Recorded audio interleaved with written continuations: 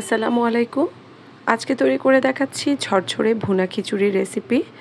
যারা খিচুড়ি খেতে পছন্দ করেন, স্পেশালি যারা ভুনা খিচুড়িটা একদম ঝরঝরে খেতে পছন্দ করেন, তারা একটা মাত্র টিপস ফলো করেই খিচুড়িটাকে ঝরঝরে করে রান্না করতে পারেন। আর যারা নতুন নতুন খিচুড়ি রান্না করা শিখছেন, তারা আমার ভিডিওটা ফলো করে খিচুড়িটা রান্না করে দেখতে পারেন। আশা করছি আপনার খিচুড়িটাও কিন্তু একদম ঝরঝরে হবে। একটা মিক্সিং বোলে চাল নিয়ে নিচ্ছি 2 কাপের মতো। এর সাথে নিয়ে নিচ্ছি 2 রকমের ডাল। এখানে দিয়ে দিচ্ছি হাফ কাপ মুগ ডাল আর দিয়ে দিচ্ছি হাফ কাপ মসুরের ডাল, আর এর সাথে আমি আরও 1/3 কাপ মসুরের ডাল দিচ্ছি, অর্থাৎ প্রায় 3 কাপের মতো চাল ডাল এখানে নিয়েছি। এবার এটাকে পানি দিয়ে ভিজিয়ে রাখবো 1 ঘন্টার মতো। হাতে যদি সময় না থাকে তাহলে 10 থেকে 15 মিনিটের মতো সময় নিয়ে চাল ডালটাকে পানিতে ভিজিয়ে রাখবেন। চাল ডাল পানিতে ভিজিয়ে নেওয়ার সুবিধা হচ্ছে রান্নাটা তাড়াতাড়ি হয়। চাল আর ডালটাকে 1 ঘন্টা পরে ভালো মতো কয়েকবার কচলে ধুয়ে পানি ঝরিয়ে নিয়েছি। চুলায় একটা প্যান বসিয়ে দিয়েছি আর এর মধ্যে তেলটা দিয়ে গরম করে নিয়েছি। এবার দিয়ে দিচ্ছি তেজপাতা আর এলাচ আর তেজপাতার সাথে দিয়ে দিচ্ছি হাফ কাপের মতো কুচি করে রাখা পেঁয়াজ। পেঁয়াজটাকে বেশ কিছুক্ষণ নেড়ে চেড়ে একটু হালকা বাদামি কালার করে ভেজে নিচ্ছি। হালকা বাদামি কালার হয়ে আসলে এর মধ্যে দিয়ে দিচ্ছি 1 টেবিল চামচের মতো আদা বাটা আর 1 টেবিল চামচের মতো রসুন বাটা। আদা রসুনের পেস্ট দিয়ে একটু পানি দিয়ে এটাকে পেঁয়াজের সাথে ভালোভাবে মিশিয়ে ভেজে নিচ্ছি।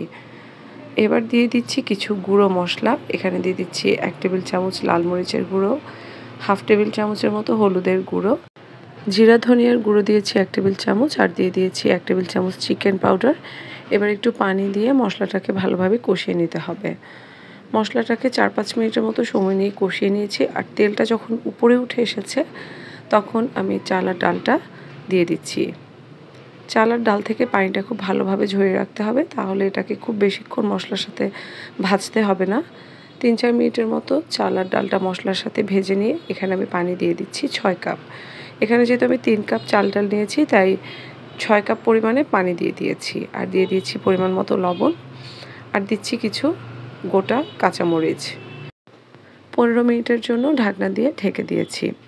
15 মিনিট পরে ঢাকনাটা তুলে কিছু কুচি করে রাখা ধনেপাতা দিয়ে আলতোভাবে চালের সাথে মিশিয়ে আবারও 10 মিনিটের জন্য ঢাকনা দিয়ে ঢেকে দিচ্ছি। এই সময় চুলার আঁচটা একদম লো করে রাখতে হবে। 10 মিনিট পরে ঢাকনাটা উঠিয়ে খিচুড়িটাকে একটু নেড়েচেড়ে দেখবেন খিচুড়িটা কিন্তু রেডি হয়ে গেছে। খিচুড়ি ঝরঝরে হবার একটাই টিপস মূলত ফলো করতে হবে, সেটা হচ্ছে যেই কাপে চাল ডাল মেপে দেবেন ঠিক সেই কাপেই চাল আর ডালের দ্বিগুণ পরিমাণ পানিটা মেপে দিতে হবে, তাহলেই কিন্তু খিচুড়িটা একদম ঝরঝরে হবে। রেসিপিটি ভালো লেগে থাকলে একটা লাইক দিতে ভুলবেন না। সবাই ভালো থাকবেন। আল্লাহ হাফেজ।